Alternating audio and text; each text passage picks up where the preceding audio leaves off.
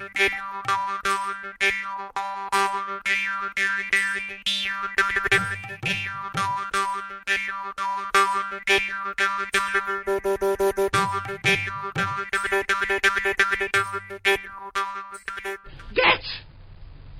the comfy chair! Welcome to this episode of The Good, the Bad and the Odd with your host, Michael Sam. Hi, Sam. Hello there. Right, we're doing our occasional comfy chair. We thought we'd do that this week. It feels like right. We've probably both accrued quite a bit we could talk about, right? So why not? Yeah. Do you want to go first for a change? Yeah, certainly. Yeah, so I've been on kind of a streak of watching horror movies, given it's Halloween time. So the first one I watched, and this is surprisingly a first watch for me, is Scream, the original. Oh, that must have been a treat. Yeah, that was fun. That was really fun. Yeah, especially because the characters are pointing out the same bits that me and my friends were pointing out as we watched it. Yeah, it's very Some of them fun hadn't that seen it way. before, so like a few have given each other sort of like knowing looks whenever Yeah. something happened. Yeah, Really fun film. I enjoy it greatly. I recently did a full rewatch. I have a soft spot for number 3, which is often considered one of the weaker ones, just because it's so mental. Because it's kind of actors. I don't know. Have you? Hold on. Let me think. Have you seen 3? No, I've only seen. This is the first time viewing of Scream 1. So first, you've not seen any others. It's just Not seen anything else. Oh, about you'll it. enjoy some of the others. I like 3. I think you'll like it more than most because it's got filmic kind of elements, right? Let's put it that way. It's kind of fun for a cineast. Yeah. You know, who knows about actors and things. I did really like that. Well, you watch other slasher films, and there's like, I hesitate to call it this really, but there's like a dignity to the slashers. They're never made to look silly. Ghostface can get no respect. He's just constantly getting kicked in the nuts. Yeah, constantly and it's almost getting Three bottles thrown Stooges. at him. Yeah, slipping and sliding about. I really like lots of it. Matthew Lillard can do no wrong anyway in anything, in my opinion. I think he's fantastic. Great in Twin Peaks recently, for example. Yeah. And quite a, obviously different role from like Shaggy and the character he plays here, but he's just great. He's just great. If you've seen the Five Nights at Freddy's film, he's arguably the best part of that. So, I might see it just because he's in it, actually. I might try. And the sequel, which comes out soon, has Skeet Ulrich, the other guy. Yeah. in it, Okay, so, I know him. Yeah. That's cool. And this is a good franchise to get into. I think of recently, I didn't come to it to quite late, to be honest. I wasn't really never that interested in it. But when I say didn't come to it was probably like 10, 15 years ago. You know what I mean? It was still a long time ago. But I hadn't rewatched a lot of them until maybe a year or two ago. And sorry, not rewatched, watched for the first time some of the sequels. And I really dug it. It was like my favourite new franchise, but it's been eclipsed by Final Destination. Absolutely love the Final Destination franchise. It's just so fun. And come to it really late again. You know, it's fun to discover these weird little franchises, isn't it? Yeah, it is kind of wild because I've seen Scary Movie, the parody of this, but I hadn't seen Scream. Yeah. And there's a lot of the stuff is the same. Yeah, but I mean, just made some silly. of it. There is Ghostface and stuff. Yeah. But there's all sorts of other films in Scary Movies, isn't there? Like Sixth Sense and things like that. I quite like Scary Movies as well. They're passable. Let's put it that way. They're reasonably... you don't have to be too engaged, do you? But still have a good time. But yeah, Scream. Really like Dewey. Is it Dewey? Dewey, yeah. The cop. Yes, the cop, David Arquette. And his theme tune, which is like the coolest theme tune for the uncoolest dude. Yeah. That's also where he met Courtney Cox. Yeah, it's awesome, isn't it? Yeah, Courtney Cox is really good in this too. Yeah, Neve Campbell. It's just a good cast. Really good solid cast. Good production. Okay. I've got a list of things. I'm trying to figure out if any of them relate to Scream a bit. I'll tell you what. I will do something that's a bit related to Scream. A bit, I guess. I rewatched the first season of Stranger Things. Okay. And I'm working through them all. It's just this one is the one I've done the last 2 weeks, right? So I'm going to be watching like season each season over 2 weeks. So season 2, because of the new 5 coming out, right? Yeah. And I'm kind of timing it so I finish season 4 when I'm ready to pick up season 5. Season 5 is out in about 3.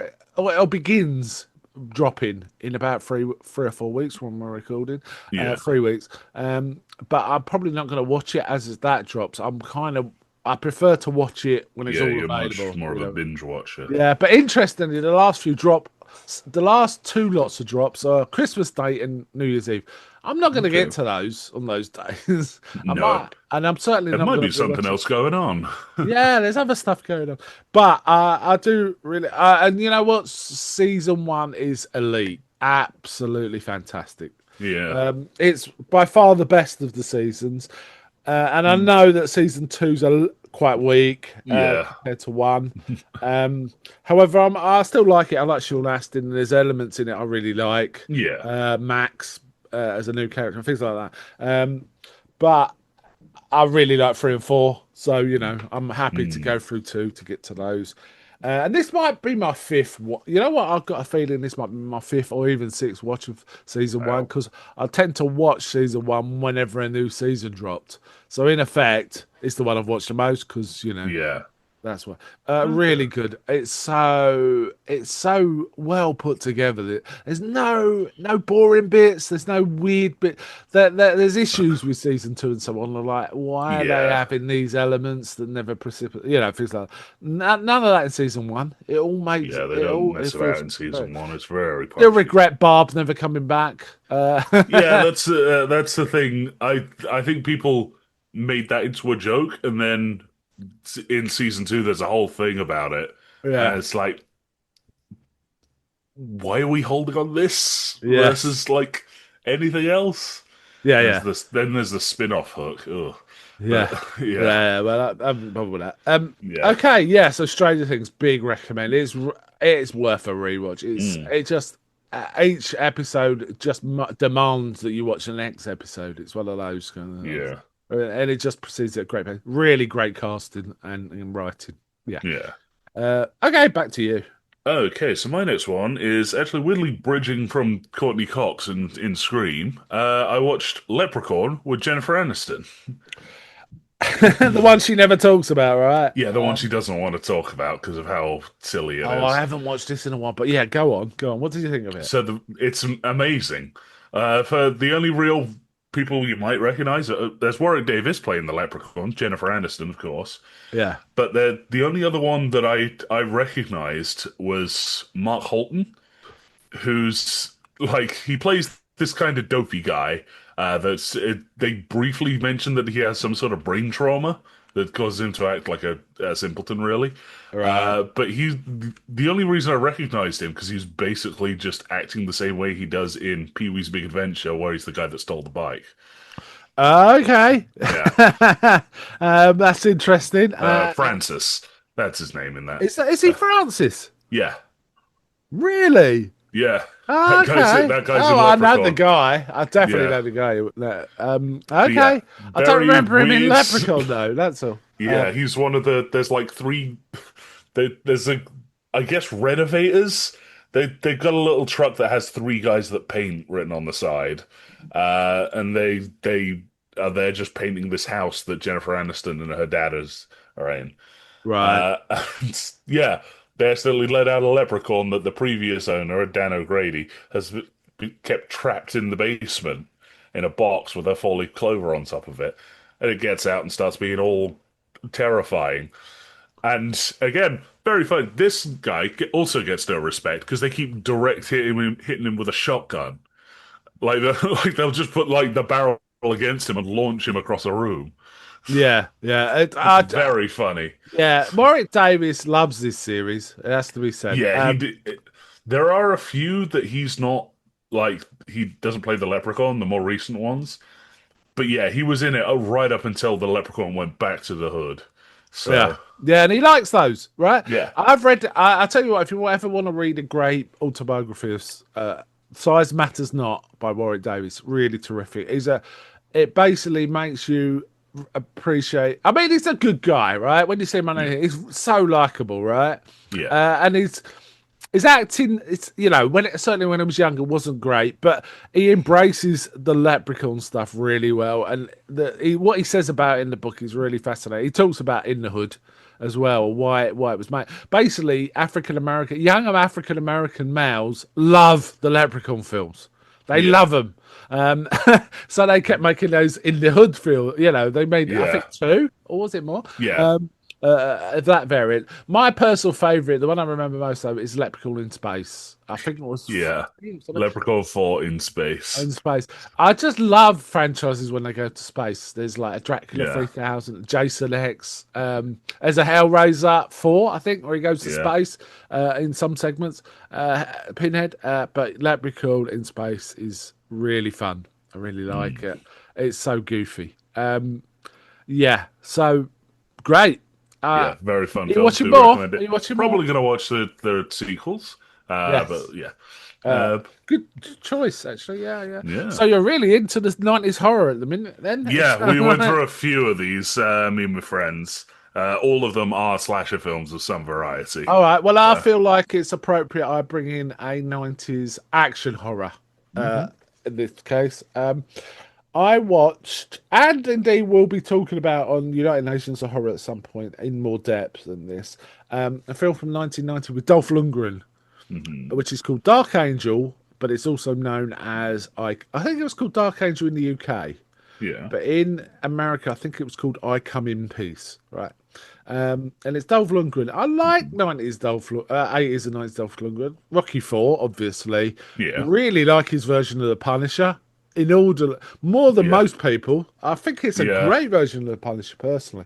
And he made some other action films I quite like Masters of the Universe. It's cheesy as hell, but I like it.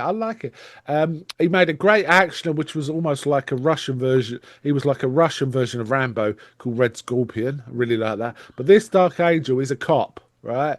Who partner get killed by these drug dealing yuppie gangsters, right? It's a bit Lethal Weapony, I guess. I think Lethal Weapon was made after this, actually. But one of the reasons he wants to get revenge is he was listening on his partner and heard the deal go wrong. But while he was in the car outside listening, someone robbed a off license, or a mini mart. So he had to intervene, right? He had to intervene, but that led to he couldn't go try and save his partner, who just got shot in the chest, basically, by a group of yuppie coke dealing gangsters who think they're really flash. So 80s and 90s this, and they're called the White Boys, right? They're called the White Boys, yeah. But what happens is an alien from another, 8-foot tall alien who appears almost like Terminator-y, his electrical storm just appears. What he's doing is essentially steals all their heroin or coke or whatever it is. I think it's heroin, actually, not coke. And what he does is he injects, and it's a clever premise, and the world setup's pretty good, is he injects people with heroin, so they're off their nut, and then he sticks a massive spike in their brain and extracts the endorphins. Okay. So the endorphins are the drug he wants to go sell, right? So basically, he's converting heroin to endorphins to go off planet to sell. That's the premise, right? I mean, they all work this out. It's never explicitly stated, but you kind of. Also, really funny is they love the CDs in this film.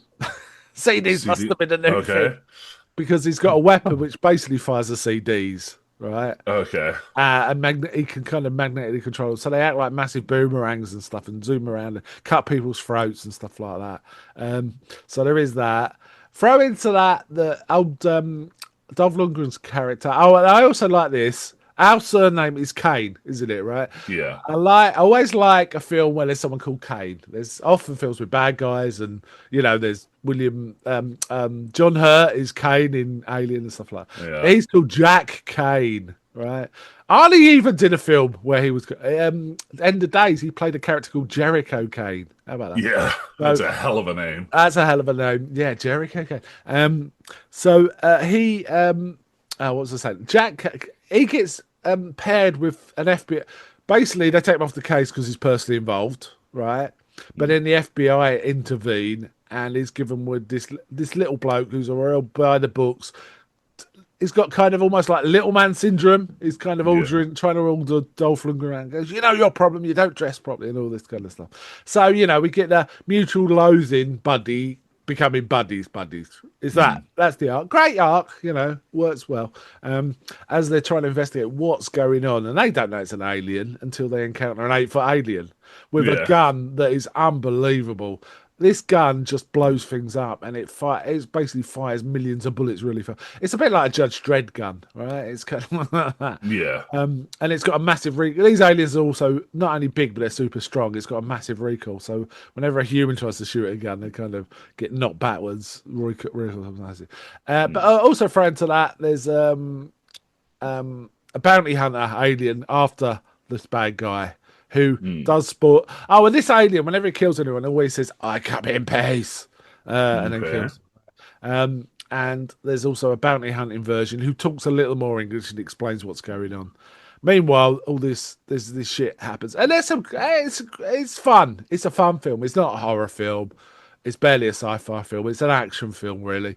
Yeah. And they're in. I thought it was LA, but apparently it was Houston, Texas. Okay. And they're kind of running around. So these white boys who are like these off their nut, they're happily machine gun cops if cops get in their way, these gangsters. But they've also So in a way, it's a bit like Predator 2, right? Yeah, I was about to say. It feels a lot like Predator. It just says, "I come in peace." Is Yeah. it copying someone? Yeah. I don't know. It says it the first time we see him. And that's all he ever says to anyone. Okay, yeah. So I don't know where he gets that from. But the fact he's firing CDs about makes me laugh. It starts with like a car going wrong, this bloke's CD player going wrong, and the CD shoots out of it and burns his fingers. He goes, "What's going on there?" And then the alien turns up and he's firing these things he's got a whole array of weapons. He fires little, when he injects people, for example, he doesn't do it with a needle. He fires out a thing on a rope that goes into their chest and injects them with heroin. And you see the little vial getting squeezed shut, and then you see him stick a spike in their forehead, and you see another little vial expanding. So he's got this set of vials of the stuff he wants to sell eventually. And they speculate, oh yeah, this is probably 1,000 times more powerful than any heroin and worth a fortune somewhere. That's what. Yeah, it's a really fun film. An hour and a half, in and out. Buddy relationship's really good, and it's reasonably well scripted. For example, the FBI guys is going, "No, we're going to do this by the book," and Dolph Lundgren goes, "No, man, you're going to give it to your boss, and he's going to feed you some bullshit that is lies. He's going to say something like you can't make an omelette without breaking eggs or some other bullshit." Anyway, he goes to his boss, who immediately starts sort of saying, "Thanks, you don't have to do any more. We'll deal with Kane." And he goes, "What do you mean?" He goes, "It's all right. You don't have to get your hands dirty. I'm used to this side of the business." And the guy's sitting there like, "What the hell is my boss talking about?" And then his boss goes, you can't make an omelette without breaking eggs, right?" Which is a nice little scripted callback.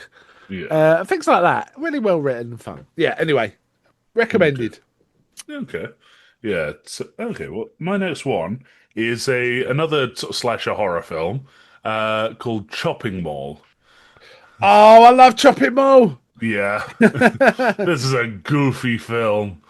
Yeah, it's goofy, kind but of great. Jason meets Short Circuit or something. Yeah. But for the listeners, the premise of Chopping Mall is that this big fancy mall, which is also the same mall that they film every single Arnold Schwarzenegger action film in. Yeah, Whenever we've he seen goes it in to a mall. Commando, haven't we? In Commando, it's in Terminator 2. It's in what's the one? My friend who I watched it with kept saying it was in Fast Times at Ridgemont High. Yes, it does look like Fast Times at Yeah. Ridgemont High. Yeah, No, yeah. it is the one. Oh, it is. Oh, okay. Yeah. It's all the same mall. But so basically that mall has upgraded its security to instead of being like people wandering around, it's 3 robots that just sort of trundle about, tasering, drugging, and shooting people if needs be. Yeah, it's And nuts. that's the best situation. That's the best outcome for that. Like that's what they wanted it to do. but then lightning strikes on the first night, and it sends them a bit haywire. Yeah, I mean, we follow like eight teenagers, young adults, yeah, uh, as they try and survive the night. yeah, yeah. Really like it. Yeah, Yeah, Barbara Crampton's in it, isn't she? She's great in various Lovecraft films as well, which I don't think we've ever covered. We'll have to do them sometime. But yeah, Barbara Crampton's really good. I'm glad you enjoyed it because it is goofy as hell. I oh watched yeah, it quite recently because Joe Bob Briggs. I don't know if you're aware of this. Joe Bob Briggs does a thing called The Last Drive-In, where he Hmm. talks about movies and he presents them, and then every half hour or so they stop the movie and he'll talk a bit about it, and then it'll go back to the movie. It's a really fun show. And I watched the Chopping Mall one, but I have seen it before that. It always surprises me, but I can't. The thing is, it's one of those films I really enjoy, but I can barely remember. But when yeah, I come back to it, I enjoy it just as much. But I always think, oh, I've forgotten that bit. yeah. To It's be one of frank, it's those. not really a film of like set pieces.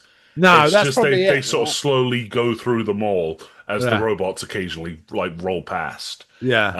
and slaughter them when they It find is. them. I'll So, tell you what, that's a great Halloween watch, isn't it? mm, Because it's fun and so on. But yeah, so that's some 80s horror, man. That's some yeah, 80s. that's the 80s ones. Okay. I will stay with horror a bit, but only a Hmm. bit, and it also relates to a recent podcast we did. I watched Addams Family 2. Ah, okay. Um, Now I saw this was Prime were going to be dropping it just after Halloween, so I thought, and I wanted to see it because I really enjoyed one. Hmm. And when I watched, you and I reviewed it. It was my second watch of the Addams Family, so I knew what to expect but I hadn't seen two. Yeah. As much fun, really, Ah, that's really, good. really. Basically, Adams are going on a field trip, but there's also this subplot of is Wednesday maybe not an Adams because Fester talks about, oh yeah, I went to visit her in the what's it, but the babies weren't well arranged, so I rearranged them all. And it's like what? So Fester turned up at the nursery and started putting the babies back in different carts because one got out and he did. So it's like, well, what's going on? But it's a bit, some elements remind me of like, I don't know, Pee Wee's Big Adventure, right? They're just going to Yeah. different land spots and doing their Adamsy stuff, right?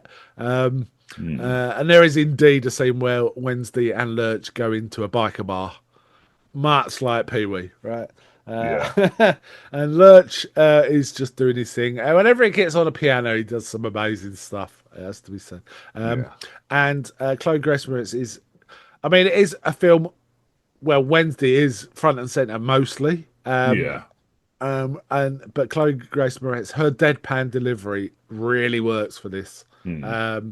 So I greatly enjoyed it. Big recommend. I definitely, if these, well, they probably have. If they come out as a box set, I might get it just to have them as physical because I Hmm. think they're so rewatchable. The whole, Okay. there's always stuff going on in the background. Yeah.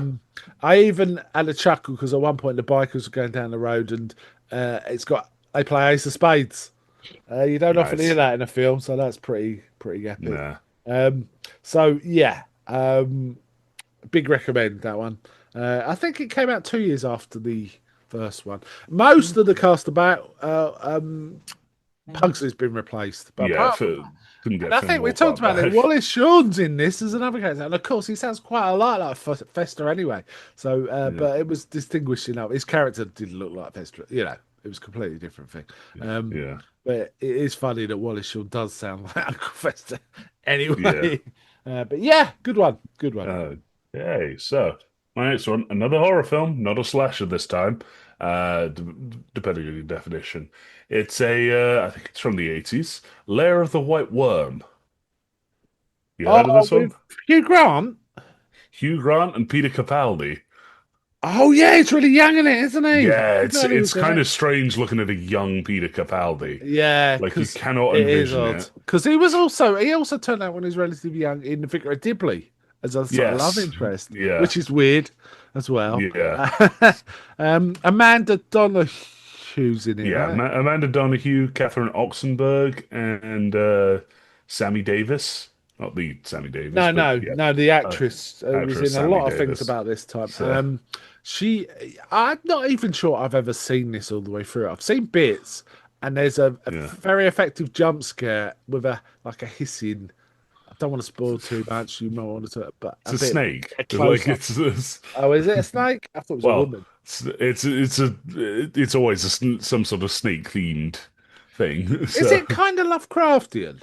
Or a am I bit, dreaming? yeah. Yeah. There's like Okay. a basically the premise is that this archaeology student Angus, who's Peter Capaldi, digs up a big skull in the garden of this pair of sisters who run a bed and breakfast in Derbyshire. Yeah. Uh, like putting that aside, they go to a like a rich guy's house where he's throwing a party. Where they're celebrating an ancestor that killed the like a local dragon, the Dampton worm. Yeah. Yeah. Uh, and it's if you've ever heard the story of the lindworm, where it's like a knight cuts out the middle bit and cooks it and eats it, so that it can't heal itself. It's that story. Oh, I don't Uh, know that story. Right. Right. Right. yeah, but yeah, basically there's a weird other rich person living nearby that is a cultist. Let's be frank. Okay. Yeah. It's Yeah. And going to be so, very frank. yeah. I mean, this is Ken Russell, so it's going to be bonkers. I'm going to guess. Yes, it was insane. Yeah, he Have does you ever that. seen it? No, no, I've only seen bits of it, but I don't think I've ever sat and watched it. No, Yeah, it may have been on. I turned on the telly one night and a bit was on, and I watched 10 minutes and then to bed or something. But I yeah, do. I remember some strong. You know what? I remember trailers on the TV, ads for yeah, it, and I remember them showing. It was like a blue-faced woman, and she's like hissed with like vampire yeah, fangs. yeah. That's a bit. That's all I It remember. weirdly goes from like a snake cult to just kind of being a vampire film about halfway Oh, through. okay, is it a vampire? Okay, No, they're not vampires. They are snake cultists. okay. But they explicitly say, yeah, this is a lot like vampirism in the Oh, okay. film. Yeah, yeah, But yeah, and there's a goofy little song in the middle about the this story about the Hugh Grant's ancestor killing this worm that yeah, they play about 5 times, and it gets kind of repetitive. But yeah, towards the end, you get a lot of really spooky images. Very funny bit of Peter Capaldi chasing a police officer around with a set of bagpipes. Uh, So it's a comedy.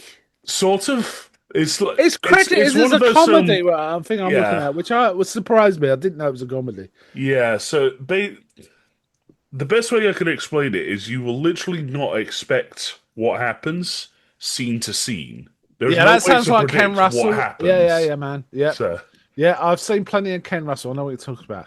If you yeah. want us totally bonkers, Ken Russell, even more bonkers than what this sounds, try Altered States. That It is states. Oh god. nuts. That is nuts. It's about a scientist using psychedelic drugs to try and unlock the potential of man. Great. Yeah, yeah, yeah. Uh, okay, Lair and the White Work. You know what? I think I might pencil that in to try and get to at some point. It sounds fun. I think it's on Amazon Prime. Huh? Oh, So, okay, okay. Making a note of that. I've got Shudder as well, so it might be, but if not on Amazon Prime, it might be on Shudder. We have yeah, it's got on a Amazon distinct Prime. horror Yeah. theme, really, so Well, far. it's Halloween, so Yeah, so we're going back to horror. I watched Alien Earth, the series Alien Earth. Really enjoyed it. mm, There was a few elements that was like that's a bit goofy, right? mm, But in terms of vibe, it was really, really well done. I watched it shortly after watching, or maybe before watching Romulus again. So I was really appreciating that Alien Romulus has got that distinct alien vibe, mm, and it's got a few issues, but it's a really solid film of us. And Alien Earth kind of tries to expand it. I think it's mm. set like 2 years before the film Alien. Okay. Um, and it's kind of interesting. I don't want to say too much. Yeah. It's only 8 episodes. I felt Mm. like it could have done with at least one more episode personally. Okay. However, I really liked it and I liked some of the stuff in it. And oh man, it does not pull back some of the ickiness because it's not just the xenomorph. They've Yeah. brought back other things, Okay. right? And those other things are in some ways even more gruesome and horrible compared to a xenomorph. They're it does not hold back this series. It's proper full on mad. Um, so big recommend for me. Mm. Really, really enjoyed it. I don't want to say too much about it because it's possible people haven't got to it yet. Yeah. Big recommend though. Oh, and I did actually talk about it much more at length on United Nations of Horror, and that episode is out. So if you don't mind spoilers or you've seen it and want to hear a discussion, you can go listen there. However, Alien Earth, big recommend for me. Back Mm. to you. Okay, so I'm going to pivot quite sharply from horror stuff into a city building game that I've been playing recently called Timberborn. Now, the premises of this is, and it is very kind of silly, is you are playing as a society of beavers around a river, and you have to deal with the sort of droughts and bad sort of floods that entails. Mm. But it is all built around the river, so all your mechanisms are from big water wheels, or Okay, that's what your uh, power source is, it or something? yeah. But then you also have to be like, well, there's mines that we need to do, and there are ways out, so you got to set up different districts that do different stuff, so that you can like basically maintain good population. And the end goal is building like essentially to borrow Age of Empires terms, a wonder. Yeah. So you just build the big things of like one of the factions of guys you can play as. It's basically a tree seeder, so it just opens up, blasts tree seeds everywhere, and that's Okay. the end of the game. You Yeah. can keep playing, but You've there's won. nothing further to do. Yeah, yeah. But yeah, it's a very Okay. fun game. Sounds fun. What's the quality like? Is it like Age of Empires or is it like It's more Civ like or Sim City sort of thing. SimCity? Yeah. Okay. I do like those sorts of games. Yeah, Mm. yeah. Okay. Sounds fun. It's on PC, on Steam, is Yeah, it? I'm playing it on PC. I'm not sure if it's on anything else, Well, though. I'm just Just a looking. It moment. says it's on Steam, but it doesn't say anything else either. But yeah. Um, Yeah, okay, it's just on cool. PC at What the are the moment. graphics like? Good, high Yeah, quality, medium? it's a lot of good model work, and yeah, it's a really pretty game. So, Okay. All right. Okay, for my last one, I'm kind of sticking to the horror theme. It's hmm a recent film from the sort of imagination of Stephen King. It's one of those hmm called The Long Walk. I read this book quite a long time ago. It's like a novella. He was writing under Richard Bachman. It's part of the Bachman books. Um, and I've read it several times because it's a really effective thriller. It's in the vein of humans competing to survive. Yeah, So battle royale sort of thing. yeah, it's kind of a battle royale, but it's a little more subtle than that. In that there's a lot of human interaction through his story. Basically, they're set in a dystopian America where to distract the masses and sort of get them more productive, they run this yearly game, which is you don't have to go in for. It's by lottery. hmm But almost every male under the age of 20, because I think you have to be between 18 and 20, and that's it. That's the mm criteria. Um, does go in for it because everyone's poor as dirt, and this mm is a way to get what you basically get what you want if you win, mm right? You get really rich, I guess. But the premise is, I think you can guess it from the long walk. They mm start and they just keep walking, and if they mm drop below, I think 4 miles an hour for 15 or 20 seconds or whatever it is, they get a penalty, mm right? An hour of walking without a penalty takes off the penalty. If you get your third penalty, they shoot you dead. mm. That's it, right? Yeah. That's the premise. So there's a lot of time for these characters to sort of interact, walk together, talk about their lives, things like that. And it mm was long held that this was an unfilmable book, really, because like, where's the drama in that? And I always thought that's ridiculous. There's clearly drama in this. The dialogue's really good. Stephen King's own dialogue is really good. The premise is a ticking clock. Why wouldn't anyone think this would make a good film? And indeed, it was a great film, and it came out recently.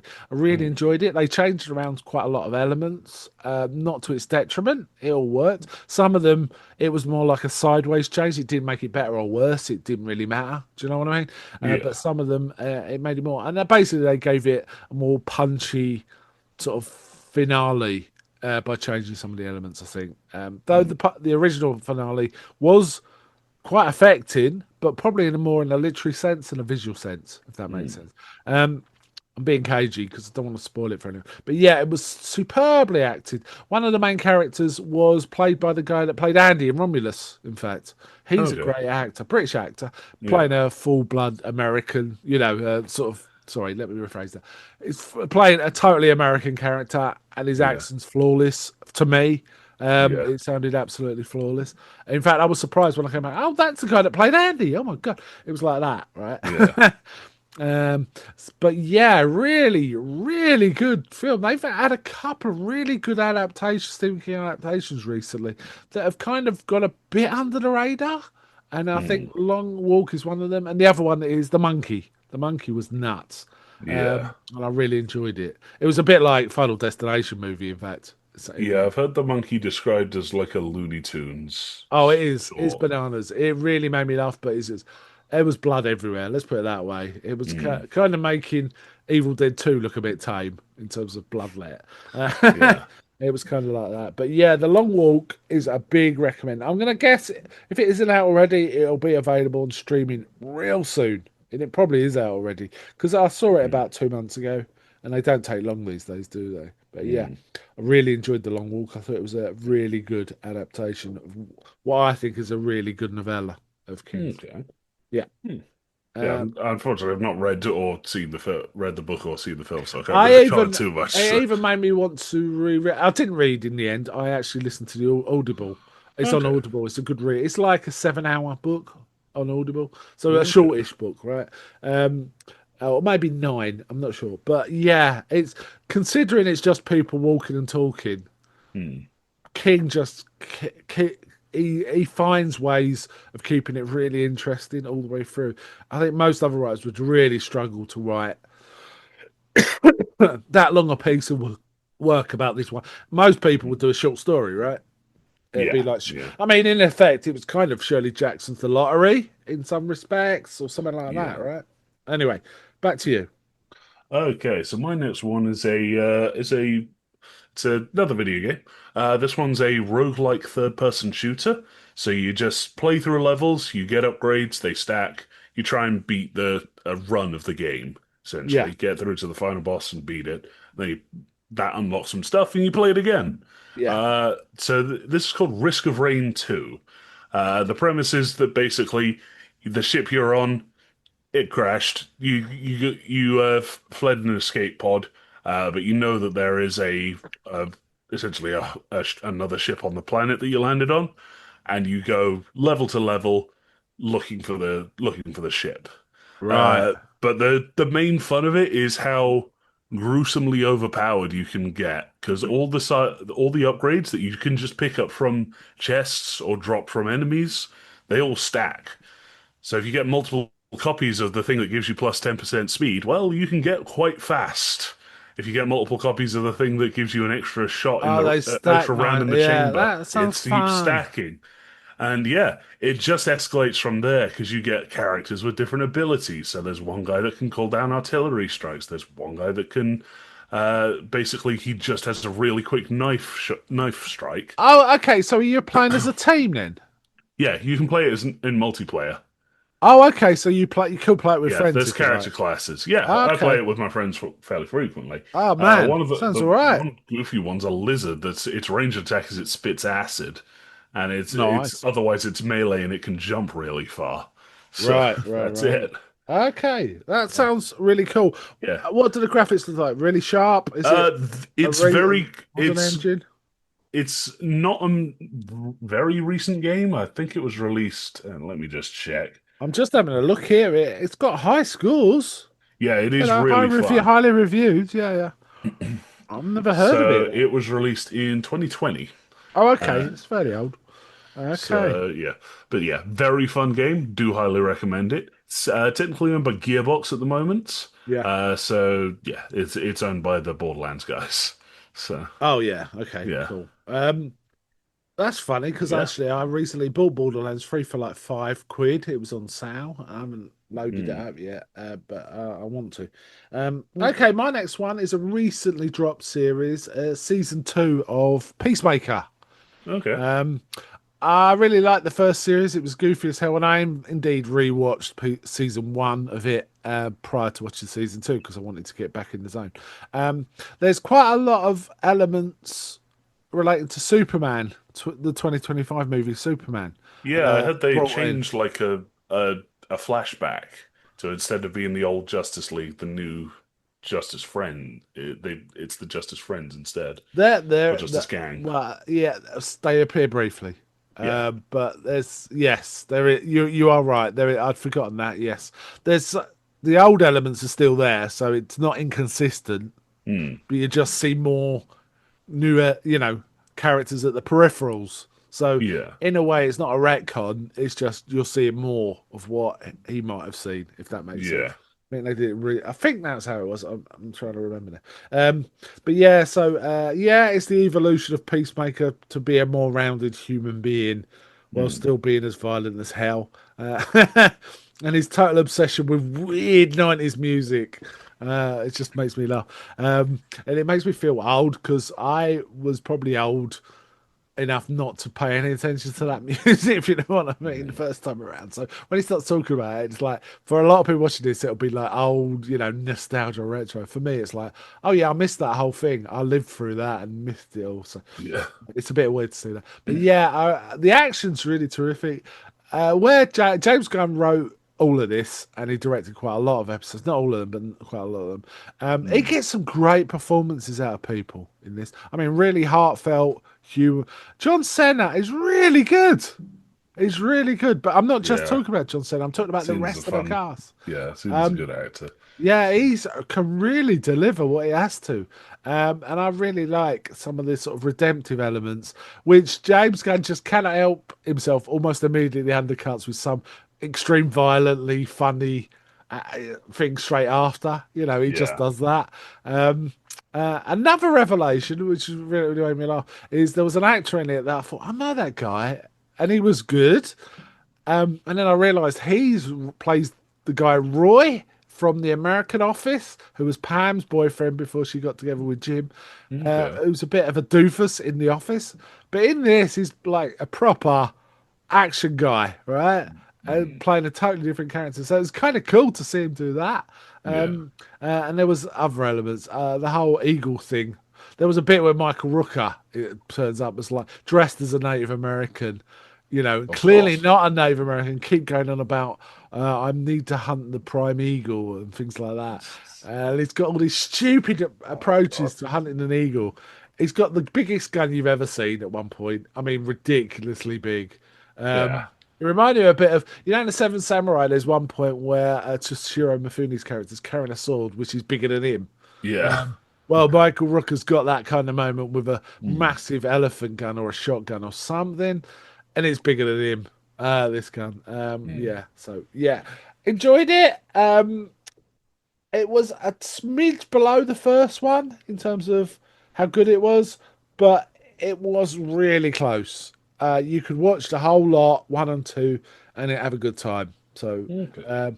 this Peacemaker stuff is funny. It's violent as hell, and the only thing that was missing in Peacemaker 2 that I think made it especially Peacemaker 1, he kept doing these ridiculous boasts all the time to people. Mm. I mean, ridiculous. And he was going, oh yeah, in my primary school, I had trouble running because my dick was too big. It's things like that all the time. He cuts a lot of that. That doesn't, because he's evolved as a character, he doesn't do that. He still does a few things like that, but nowhere near as much, which made the first one quite hilarious to watch and made you sort of jaw drop. There is a very big reveal right at the end of episode 6 of season 2, which made my jaw drop. And it's like, oh god, that James Gunn's not messing about it with what he's trying to say. So yeah, I enjoyed it. I don't think it's done that well. I think there's a bit of talk of this isn't going to. Yeah, that's the I thing I liked keep it. hearing about it. It's like, oh yeah, the gun misfired. So I'm not sure it did. I yeah. would not agree with that. I was kind of surprised that people had that view, and I think I knew that going in, but I kind of ignored it because I know that fandom is kind of weirdly. You either love it or hate it these days, rather than it was all right or it was pretty good or Mm. it weren't great. it's this is the best thing or you tend to read, and that's because it's clickbait and stuff, right? Yeah, So yeah, ignore that, and I think I'm ignoring it more and more these days because I don't think it's correct. yeah. But no, I enjoyed Peacemaker 2 quite a lot. Back to Okay. you. Yeah, so my last one is actually a video game series that I've been sort of slowly chipping away at, called the Homeworld series. Now, the premise of this is basically the there's this a planet in this galaxy called the called Kush. No, what is it? Sorry, well, this was a video game, right? Yeah, it's a space combat real-time strategy game, where you play as the you play as they become known as the Higaran, and because I've like got past the game, they just get referred to as the Higaran. So my brain has just put them as the Higarans now. But basically, there's a planet of people, a desert world, where in the middle of the deepest desert, they find a ship with Yeah. a star map on it and a single word that they can translate, which is Homeworld. Right. So because the planet is so anathema to life, they're like, we cannot have originated from here. This must be how humanity essentially got to this planet. Karak is the name of it. So they using this ship, they essentially make their own spaceship, which is just referred to as the mothership. And the way they do this is really good. So they do the tutorial for how you play the game, which is the mothership's first like sortie. They've just got it out of dry dock, so they're like, okay, we got to make sure Cool. everything's Yeah, working. yeah, Here's yeah. how you make a ship. Here's how you send things. Here's how you do commands. And then you have a quick test of the hyperspace thing, which launches you to the edge of the galaxy, where a ship has been sort of slowly making, not edge of the galaxy, edge of the solar system, where a ship's slowly been making its way there over the past 10 years. You get there, and the ship's been attacked by pirates. It's like, Right. oh, okay, yeah. You fight them, you have a bit of combat, and then you go back to Karak, and you get this really quite punchy scene where you just hear because the franchise is famous for what's called professionals under stress voice acting, where it's Right. like everyone kind of sounds on like just on the edge, but they're still just delivering in quite Functioning. Yeah. deadpan, Yeah. where you just hear Karak is burning. And you start pointing out with your camera pointed out at space, and you turn the camera around, the entire planet is on fire. Like, what Wow. happened while we were out there? And Yeah. yeah, so you play through trying to So is it find like the a home world. mystery? It's like a bit of a mystery It one. starts off as a mystery, it's like, why did this happen? But that quite quickly gets revealed. You bump Okay. into some other aliens called the Bentusi who can basically just explain the backstory here and why it happened. But Yeah. the main objective is get all I think it's 600,000 people that survived of a planet to Higara, the home world. Right. Cool. So yeah, that's Homeworld 1. Homeworld 2 is a bit more of a grandiose chosen one story where there's like, oh, the player character essentially, Karen Sajet.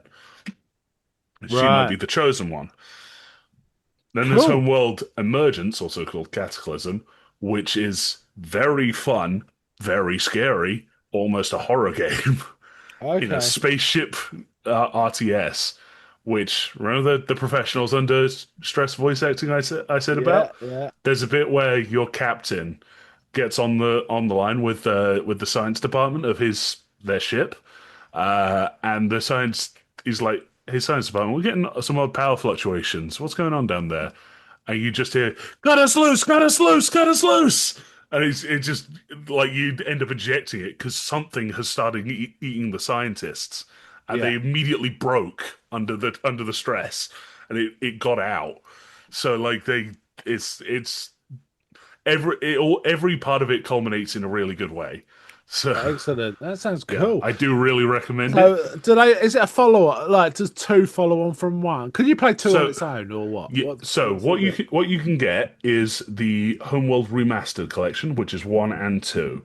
Oh, that sounds all Then right. if you go on Good Old Games, you can get Homeworld Emergence Emergence. Oh, because okay. it's a thing of like the main games are owned by Gearbox, so they got them remade.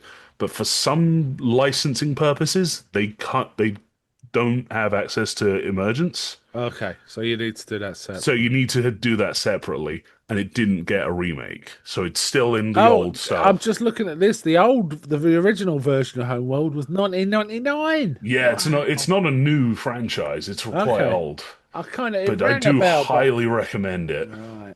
How does it look? Does it look like I don't know It's something very like pretty. No Man's Sky or No, it's because it's a strategy game. It's all quite zoomed out. You're controlling the mothership, and okay? remotely you are controlling all the pilots of these Okay, various so you're ships and looking at capitals. ships going through space, are you? Yeah. You're not on a deck or something. No. You are like you've got an external view of everything. Okay, cool.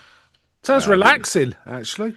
yeah, So it's kind some of of it. therapeutic when it's just like you and like a bunch of like resource collectors just going out. Right. The mission variety is also very good. There's, for example, there's one mission in the first game where there are no enemies. You're just in the middle of an asteroid field, and you've got to send ships to destroy the asteroids as they slowly Oh, move okay. towards the mothership. Right.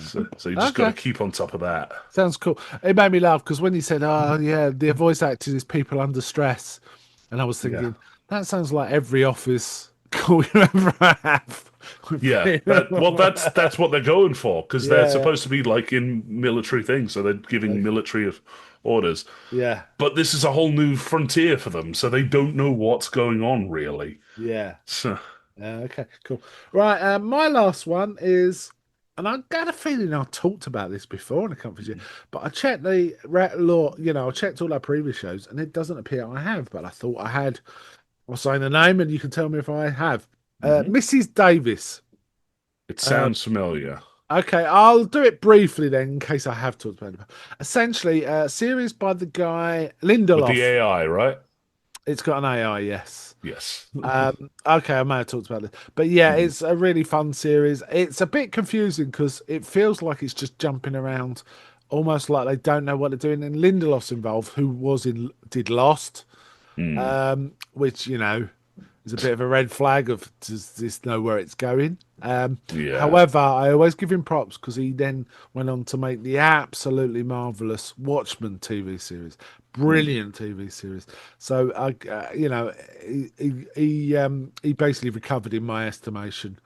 From doing Mm. that alone. Anyway, I watched Mrs. Davis, and it does feel like there's lots of weird, disparate, unconnected elements, but as you go along, they start to connect, and they connect in a really satisfying way by the end. Um, Mm. so it's Betty Gilpin, who is amazing anyway in anything.